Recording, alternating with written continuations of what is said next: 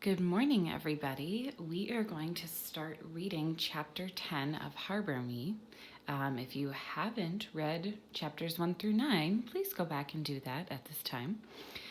So where we last left off, Esteban finally decided that he was ready to talk about his father, and he agreed to speak into Haley's recorder.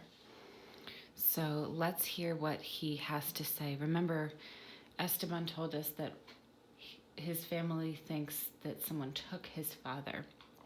And as of right now, he hasn't revealed where he thinks he is yet. So we're going to take a look and hear what he has to say. We could ask you questions like in interviews, Holly said. Nah, that's dumb, Amari said. Interviewers don't do it like that anymore anyway. Yeah, they do, Holly glared at him. So who's dumb now? How else are they going to get people to talk? Amari leaned back and folded his arms and said in a deep voice, So, Esteban, tell me about your dad. Give me the good, the bad, and the ugly. Holly rolled her eyes, but before she could say anything else, Esteban started talking, and I touched her hand to shush her. We think they took my papi when he was coming home from work, Esteban said.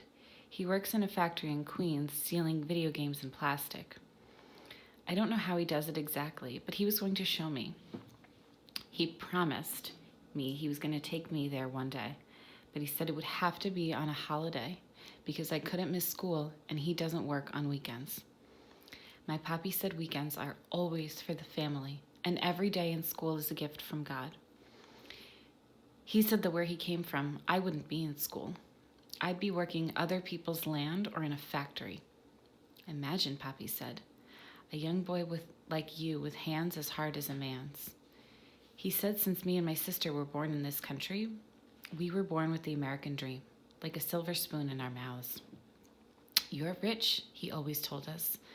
Not in money, because money isn't everything, but rich in dreams, because in this country, you can be anything. Esteban put his head down on the desk. I thought he was done and was going to take the recorder back when Amari spoke. Now, Amari said, looking at Holly, to go deeper into the story, you're supposed to ask him a question. Then you ask him a question, Mr. Smarty Pants, Holly said. You're so up in the interview game, go for it. See, Amari said, why do I have to be the one to know everything? Yo, E. Esteban lifted his head again. Yeah?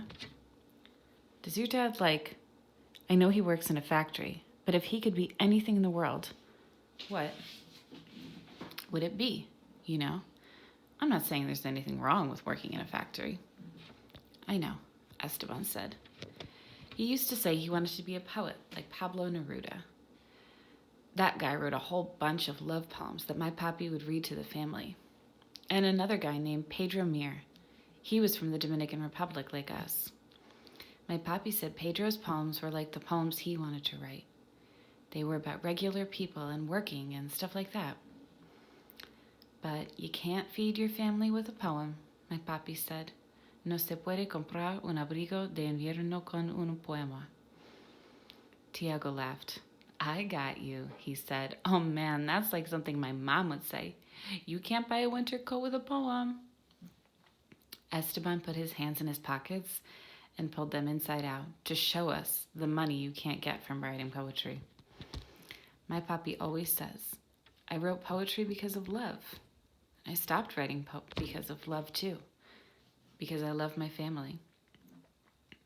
Esteban got quiet again. In the hallways, some kids were dragging their sneakers across the floor and laughing about the squeaking sound. Holly put her fingers in her ears. An adult voice said, Where are you supposed to be right now?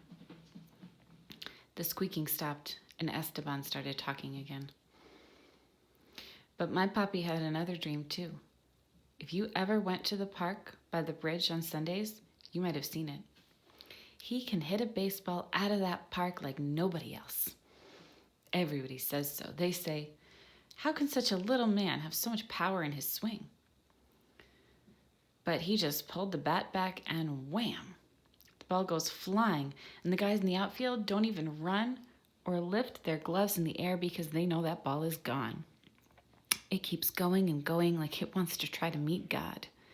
Then everybody starts cheering and jumping around Papi and telling him that he should be playing for the Yankees and pulling down the major dinero because, man, even A-Rod, who probably makes $1 million, can't hit a ball like that.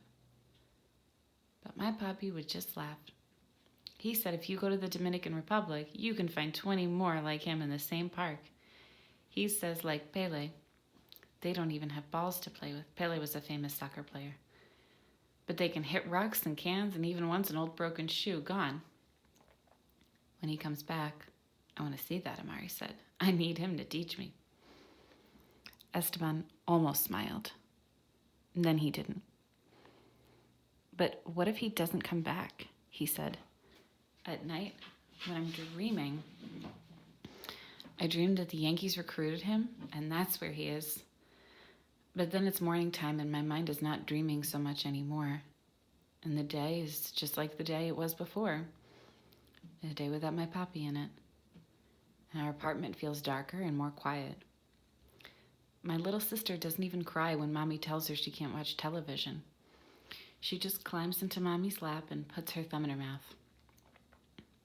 He's coming back, Tiago said. I bet there's going to be a happy ending, Esteban, I said. I bet he comes home and everything ends up fine. Yeah, Ashton said. I bet by the time it's baseball weather, all of us are going to be sitting on the bleachers watching your dad hit that ball out of the park. He swung his arms back like he was battling, then shielded his eyes. And there it goes. There, it's gone. Esteban turned off the recorder and whispered. He turned off the recorder here. That means whatever he says next, he doesn't want anybody else to know about. He wants it to be a secret. And he whispered. Another sign that what he's about to say next, he wants to keep it a secret.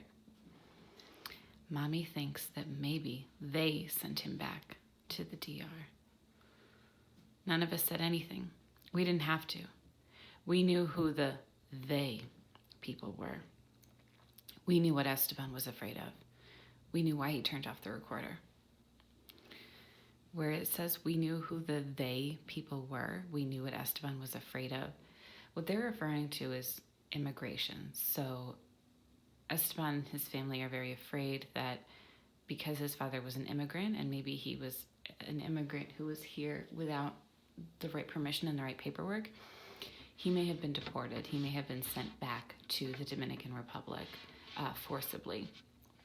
That is something that certain branches of the government can do. We knew what Esteban was afraid of. We knew why he turned off the recorder. So he didn't want anyone else to hear that it's possible that his father was not here legally, and so he may have been sent back against his will and deported. None of us said any.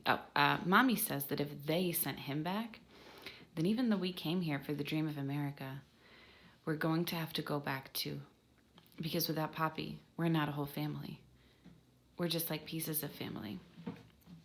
Like my little sister's wooden puzzle, the one that's supposed to be 4 puppies, but it's only 3.5 puppies now because the corner part, that's the last puppy's neck and face and ears, well, that part's gone.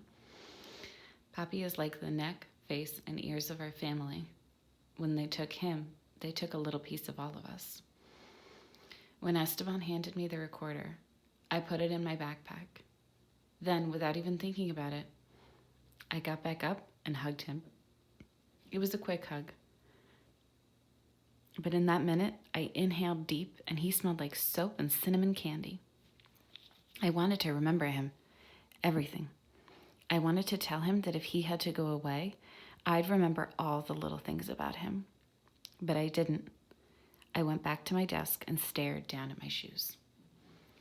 Amari coughed the word, crush, and everyone except me laughed. Do you think it recorded the whole story? Esteban asked, except for the part I didn't want to say in it. I nodded. It's digital. It has a ton of memory.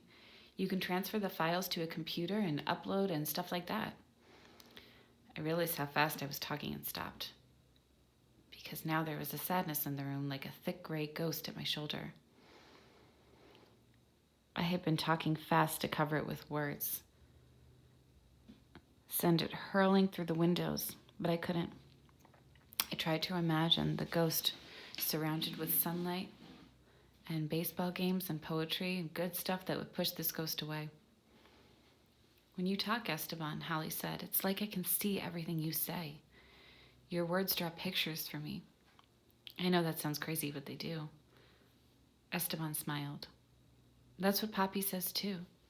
He says poems are tiny pictures. I just hope you don't have to move away, Amari said. It would just really suck.